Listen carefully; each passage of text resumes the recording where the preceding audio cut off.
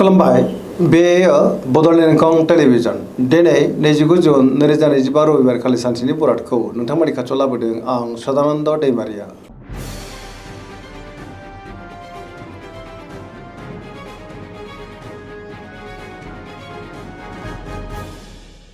सिगां फरायनो लादों मेष राशि गिबि हांखो अ ल दिनैनि साना मोजां आरो गाज्रिनि गेजेरजों बाबेनलांनो हागौ। गोसोखौ दिनै जोबोर उसुखुथु मोनगोन। गुबुननि थाखाय नाङा फाङा जेंनायाव गोग्लैनांनोबो हागौ। मावनो लानाय खामानिखौ मावफुंनायाव माबा नङा मोनसे हेंथा फैनो हागौ। देहाया दिनै मोजाङैनो थागोन। अब्लाबो नाथाय जानाय लोंनायाव सांग्रां जानांगोन। बहानिफ्रायबा हरखाबै गाज्रि खौरांबो फैनो हागौ। रांखावरियाव बारा मोजां नङा। नाङा फाङा खरसाया दिनै बांनोबो हागौ। बेफार फालांगियावबो दिनै बारा मोजां नङा होनजायो। न'खराव बिसि फिसायनि गेजेराव अननानै फैगोन। बिदा फंबायनिफ्राय हेफाजाबखौ मोननो हागौ। समाजाव मान मोनगोन। लाइमोनफ्रा गावबा गावनि गोसोनि साननायफोरखौ दिनै फोरमायलायनोबो हागोन। फरायसाफ्रा दिनै फरायनायाव गोसो दुंखांगोन आरो मोजां फिथाइ मोननोबो हागोन। धोरोमारि बिथिङाव गोसो दुंखांनो हागौ। अब्लाबो नाथाय नेगेटिभ एनार्जिनि गोहोमबो गोग्लैनो हागौ। मोनफ्रोमबो बिथिङावनो दिनै सांग्रां जानाया गाहाम।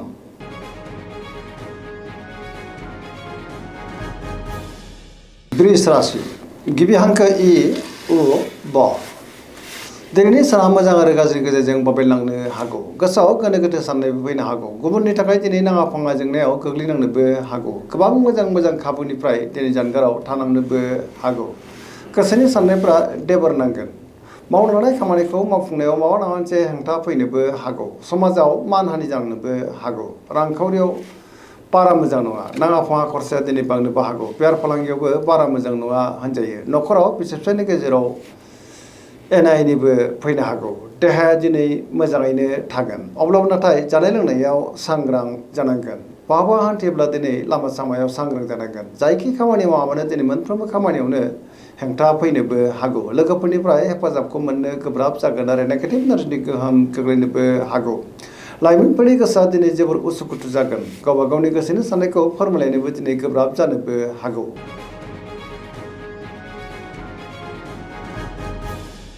मिथुन राशि गिबि हांखो क स दिनैनि साना जोबोर मोजां। पजिटिभ एनार्जिनि गोहोम गोग्लैगोन। मोनफ्रोमबो बिथिङावनो दिनै जाफुंसारनो हागौ। गियाननि आंखाल जानाय नङा। गावनि गोसोनि साननायफोरखौ दिनै गुबुननो फोरमायनोबो हागोन। समाजाव मान मोननो हागोन। देहाया दिनै मोजाङैनो थागोन। गोसोनि बोलोआ बांगोन। रांखावरियाव मोजां होनजायो। बेफार फालांगियावबो मोजां। मोननो गोनांखौबो दिनै मोननोबो हागौ। न'खराव बिसि फिसायनि गेजेराव अननानै फैगोन। सोरबा लोगोनिफ्राय थोजासे हेफाजाबबो मोननो हागौ। मावनो लानाय खामानिखौ दिनै थि समावनो आरो गोरलैयैनो मावफुंनोबो हागोन। सोरबा लोगोनिफ्राय थोजासे हेफाजाब मोननानै गोसोआ दिनै जोबोर खुसि जागोन। बहाबा हान्थिब्ला दिनै जोबोर मोजां आरो मोजाङैनो हान्थिनोबो हागोन। लाइमोनफोरनि गोसोआ दिनै जोबोर खुसि जागोन आरो गावबा गावनि गोसोनि साननायफोरखौ दिनै फोरमायलायनोबो हागोन। पजिटिभ एनार्जिनि गोहोम गोग्लैगोन। कर्कट राशि गिबि हांखो ड ह दिनैनि साना जोबोर मोजां। गावनि गोसोनि साननायफोरखौ दिनै गुबुननो फोरमायनोबो हागोन। माबा नङा मोनसे जेंनाखौ दिनै गोरलैयैनो सुस्रांनोबो हागोन। सिगांनि बबेबा जेंनाया सुस्रांजानो हागौ।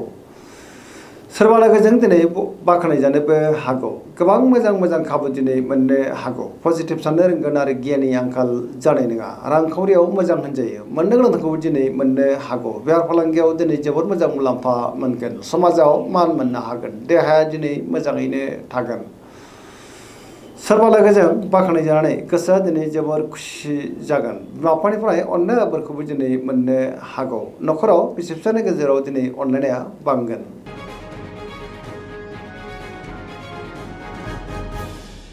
सिंह राशि गिबि हांखो म थ दिनैनि साना मोजां आरो गाज्रिनि गेजेरजोंनो बाबेनलांनो हागौ। गोबां मोजां खाबुआ दिनै गोमालांनोबो हागौ।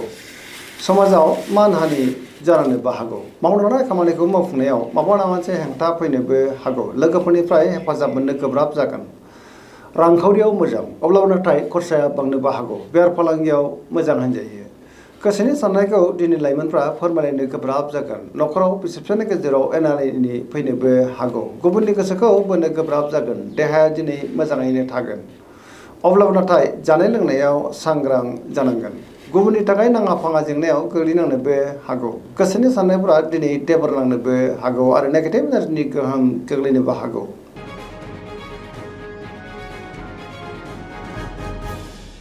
कन्या राशि गिबि हांखो प ट दिनैनि साना जोबोर मोजां गुबुननि थाखाय दिनै गोबां मोजां खामानि मावनानै होनोबो हागोन गोसोआव पजिटिभ साननाय फैगोन गोथां आरो गोग्गो साननो रोंगोन गियाननि आंखाल जानाय नङा रांखावरियाव मोजां होनजायो बेफार फालांगियाव दिनै जोबोर मोजां मुलाम्फा मोनगोन देहाया दिनै मोजाङैनो थागोन न'खराव बिसि फिसानि गेजेराव अनलायनाय फैगोन गोबां खामानियाव दिनै मुखुबबो थागोन सोरजोंबा बाख्नायजानोबो हागौ लोगोफोरनिफ्राय दिनै थोजासे हेफाजाबबो मोननो हागौ पजिटिभ एनार्जिनि गोहोम गोग्लैगोन लाइमोनफ्रा दिनै गावबा गावनि गोसोनि साननायफोरखौ फोरमायलायनोबो हागोन आरो गोसोआ दिनै जोबोर रमान्टिक जागोन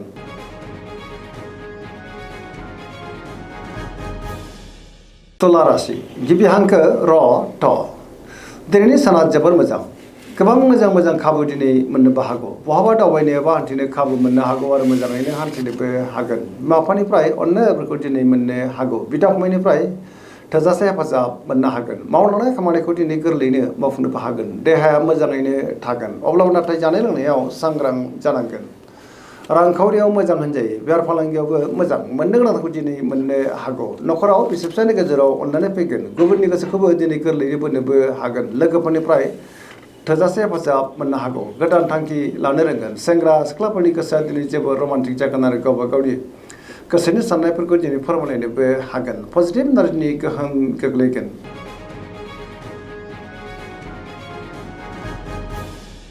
वृश्चिक राशि गिबि हांखो न स दिनैनि साना जोबोर मोजां समाजाव लोगो लेवा बांगोन गोबां मुंदांखा सुबुंजों दिनै बहाबा लोगो मोनज्लायनोबो हागौ पजिटिभ साननो रोंगोन आरो गियाननि आंखाल जानाय नङा बहाबा दावबायनो एबा हान्थिनो खाबु मोननो हागौ आरो मोजाङैनो हान्थिनोबो हागोन सोरबा गोजान लोगोजों दिनै बहाबा लोगो मोनज्लायनोबो हागौ गोसोआव दिनै पजिटिभ साननाय फैगोन मावलांनाय खामानिखौ थि समावनो आरो गोरलैयैनो मावफुंनोबो हागोन गुबुननिफ्राय दिनै थोजासे हेफाजाबबो मोननो हागौ गोसोनि साननायफ्रा मोगथाङाव जाफुंगोन गोसोनि बोलोआ बांगोन समाजावबो मान मोननो हागौ न'खराव दिनै बिसि फिसानि गेजेराव अननानै फैगोन रांखावरियाव मोजां होनजायो बेफार फालांगियावबो दिनै जोबोर मोजां मुलाम्फा मोनगोन गुबुननि थाखाय गोबां मोजां खामानि मावनानै होनोबो हागोन सोरजोंबा दिनै बाख्नायजानोबो हागौ फरायसाफ्रा फरायनायाव गोसो दुंखांगोन आरो मोजां फिथाइ मोनगोन लाइमोनफ्रा जोबोर रमान्टिक जागोन आरो गावबा गावनि गोसोनि साननायफोरखौ दिनै फोरमायलायनोबो हागोन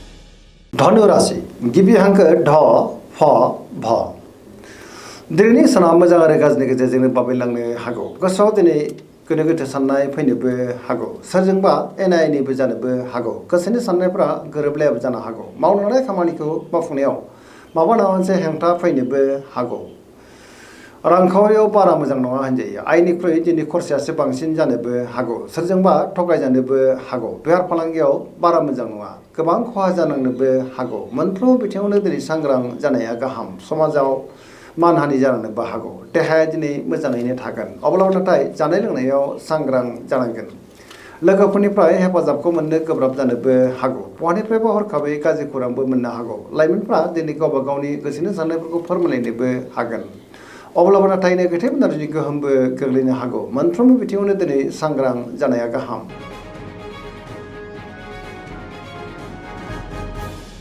मकर राशि गिबि हांखो ख ज दिनैनि साना जोबोर मोजां गोबां मोजां खाबु दिनै मोननोबो हागौ सोरजोंबा बाख्नायजानोबो हागौ बहाबा हान्थियोब्ला दिनै जोबोर मोजां आरो मोजाङैनो हान्थिनोबो हागोन रांखावरियाव मोजां होनजायो बेफार फालांगियावबो मोजां मोननो गोनांखौबो दिनै मोननो हागौ गुबुननि थाखाय दिनै गोबां मोजां खामानि मावनानै होनोबो हागोन सोरजोंबा बाख्नायजानोबो हागौ सिगांनि बबेबा आद्रा खामानिया मावफुंजानायाव गोसोआ दिनै जोबोर खुसि जागोन गोदान खामानियावबो आखाइ होजेननो हागोन बिदा फंबायनिफ्राय थोजासे हेफाजाब मोननो हागोन सेंग्रा सिख्लाफोरा दिनै गावबा गावनि गोसोनि साननायफोरखौ फोरमायलायनोबो हागोन आरो पजिटिभ एनार्जिनि गोहोम गोग्लैगोन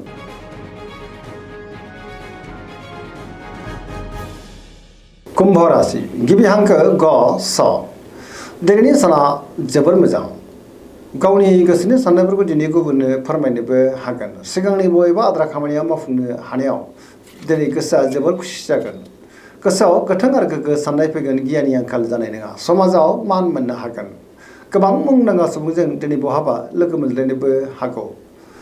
रांखावरियाव मोजां होनजायो, बेफार फालांगियावबो दिनै जोबोर मोजां मुलाम्फा मोनगोन। देहायाबो दिनै मोजाङैनो थागोन। बिदा फंबायनिफ्राय हेफाजाबखौ मोननो हागोन। बिमा बिफानि अननायफोरखौबो दिनै मोननो हागौ। पजिटिभ एनार्जिनि गोहोम गोग्लैगोन। सरासनस्रायै दिनै साना जोबोर मोजां आरो मोजाङैनो बारग'लांगोन।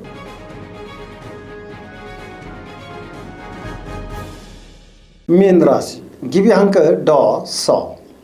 दिनैनि साना जोबोर मोजां। गुबुनजों मोजां सोमोन्दो लाखिनोबो रोंगोन। गोथां आरो गोग्गो साननो रोंगोन। गियाननि आंखाल जानाय नङा। गोसोआव पजिटिभ साननाय फैगोन। गोसोनि बोलोआबो दिनै बांनो हागौ। गावनि गोसोनि साननायफोरखौ दिनै गुबुननो फोरमायनो हानानै गोसोआ दिनै जोबोर खुसि जागोन। देहाया दिनै मोजाङैनो थागोन। अब्लाबो नाथाय जानाय लोंनायाव सांग्रां जानांगोन।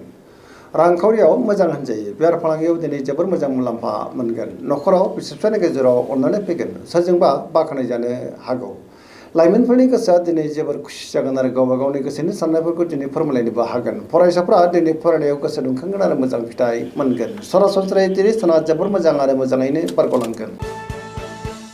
दिनैनि राशि फरायनाया एसेनोसै। जोबनायाव बेखौनो खावलायो जाहाथे नोंथांमोना सानफ्रामबो जोंनि बे बड'लेण्ड इंखं टेलिभिजनखौ नायबाय थायो आरो साबस्क्राइब खालामो, लोगोसे लाइक खालामो आरो शेयार खालामो। एसेनोसै, गोजोन्थों।